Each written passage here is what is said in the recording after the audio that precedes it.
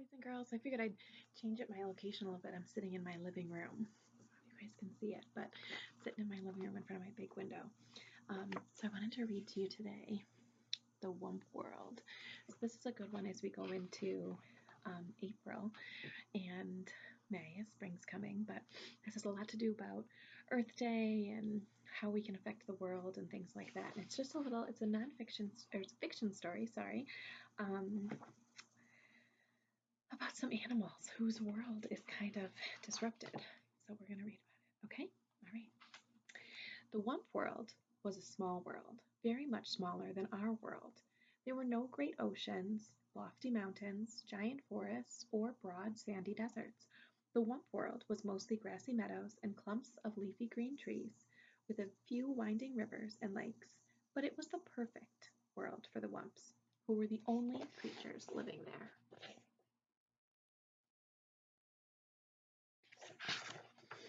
The Wumps were simple grass eaters and spent most of their time grazing on the tall, tender grass that grew in the meadows.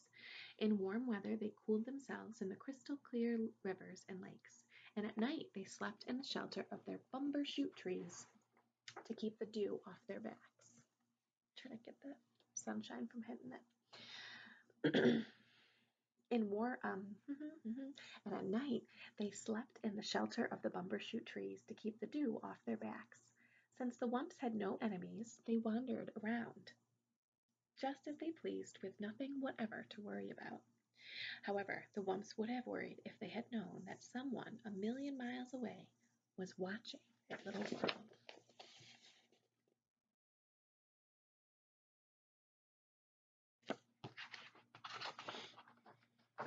One morning, the Wumps were awakened by a far-off humming.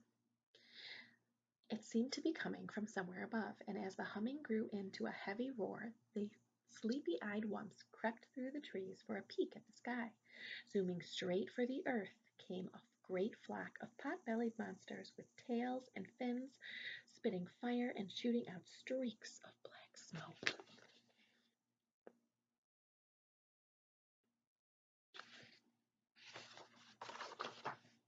As the monsters swooped down to land, huge legs sprang from their bulging sides, and their gaping mouths,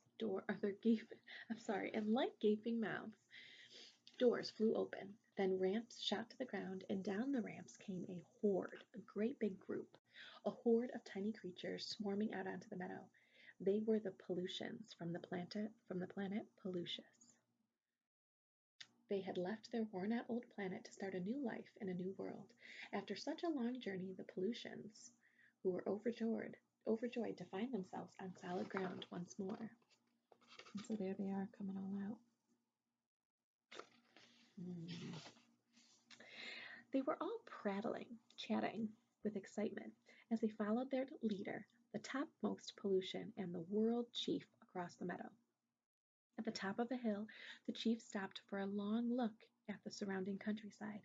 Finally, he said, "Looks good. We'll take it. Plant the flag, Sergeant, and let's get things going."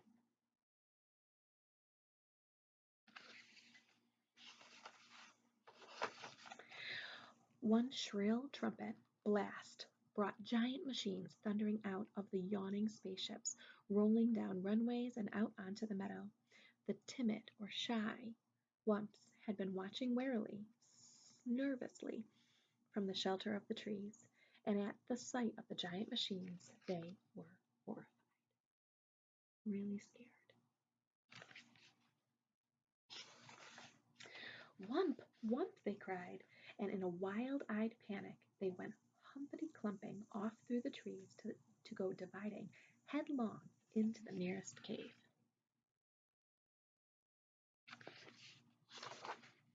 Then down they tumbled, head over heels, through a twisting tunnel to end up huddled together in dark caves, while the earth-shaking machines rumbled and roared high above.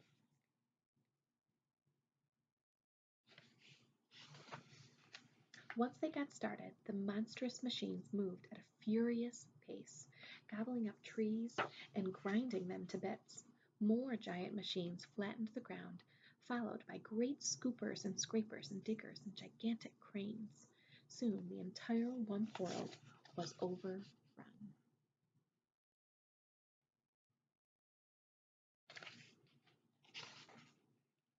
The busy little Pollutians kept their mighty machines going full blast, day and night without let up, into a frenzy to improve their wonderful new world.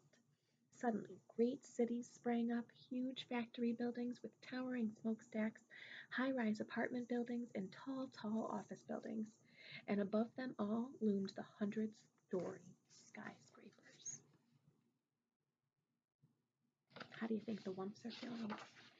Probably scared, right? Along with the buildings came a tangle of streets and freeways, with on-ramps and off-ramps, overpasses and underpasses, jammed with trucks and buses and cars of all sizes, rushing in every direction. It was one great turmoil of noise and confusion. There was still more to come. Looks very different from the Wump World that they know, right? Meanwhile, the poor Wumps remained underground, wandering aimlessly through caverns, feeding on the fuzzy green moss growing along the edges and the mushrooms clustered in the crannies, and sipping the sweet water from pools fed by underground springs. But they were very unhappy. For all they knew, they might have to spend the rest of their days down here. The Wumps didn't dare venture up to the surface, not even for a peek. They were much too frightened by the endless rumblings and roarings and loud screechings coming from above, and it was growing noisier every day.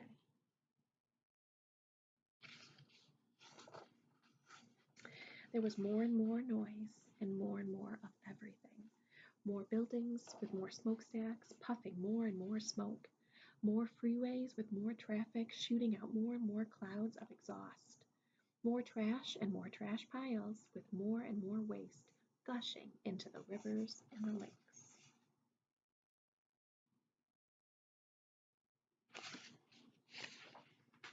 Pretty soon the cities were so clouded by the factory smoke and the fumes from the freeways, the Pollutians could barely breathe. They went sneezing and wheezing about the streets, grouching and grumbling and blaming one another for the awful mess they were in.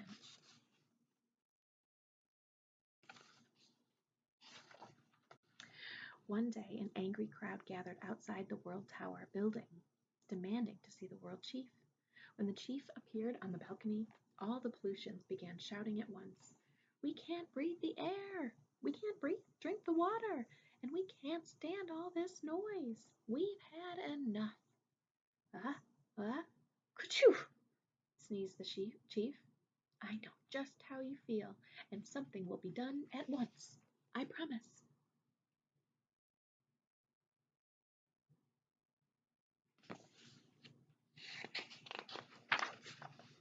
With no time to lose, the chief called for a meeting with his 3 top outer spacemen.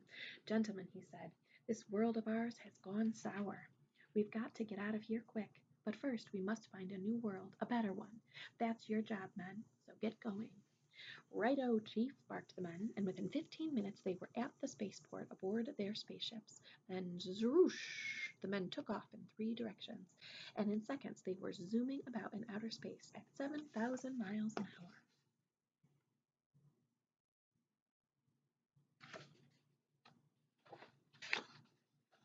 Days passed with no word from the outer space men. After waiting a week, the world chief flew into a rage. "Blast it all," he bellowed. "What's keeping those blithering bubbleheads?" Then, one Monday morning, out of the dark, smudgy sky swooshed one of the spaceships. As the ship touched down, the man hopped out shouting, "I've done it! I've done it! I found a new world! A bigger and better world!" "Nice going, lad!" cried the world chief, and the crowd gathered at the spaceport gave their hero one great rousing cheer, which ended in in a fit of sneezing.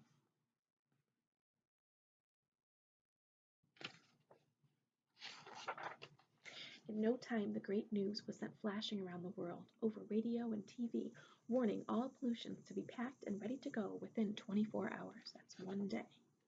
At dawn the next day, the entire population swarmed into the Space Center and crowded aboard the giant spaceships.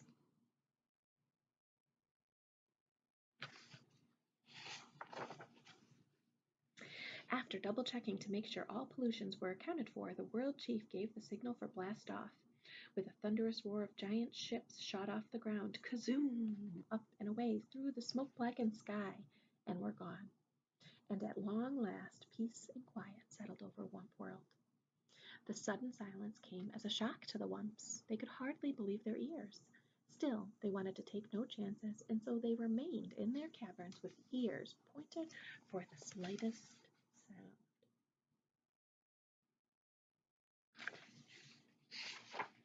After a long, long silence, they decided it was time to go, and led by the biggest Wump, they crept up the tunnel to the cave entrance to find it covered by a crust of cement.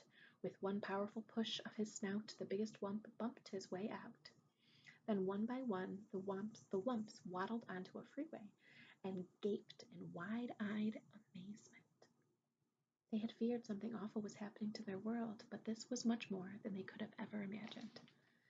They were staggered by the size of the huge buildings, with walls and walls of windows looming up on every side, and the broad layers of hard, flat crust covering the earth, which felt strangely cold to their feet.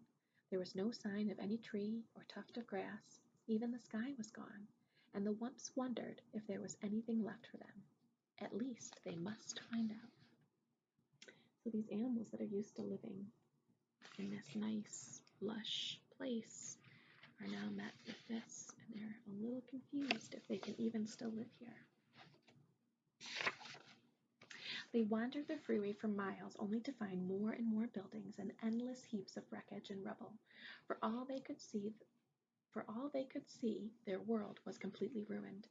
Footsore and tired, the Wumps were about to give up and head back for their cave when the biggest Wump let out a joyful wump. Wonder what you noticed?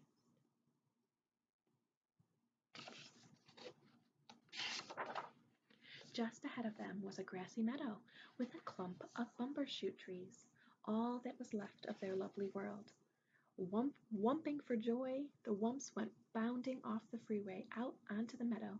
Pretty soon the hungry Wumps were munching away on the tall, tender grass. Now there was a new hope for the Wumps.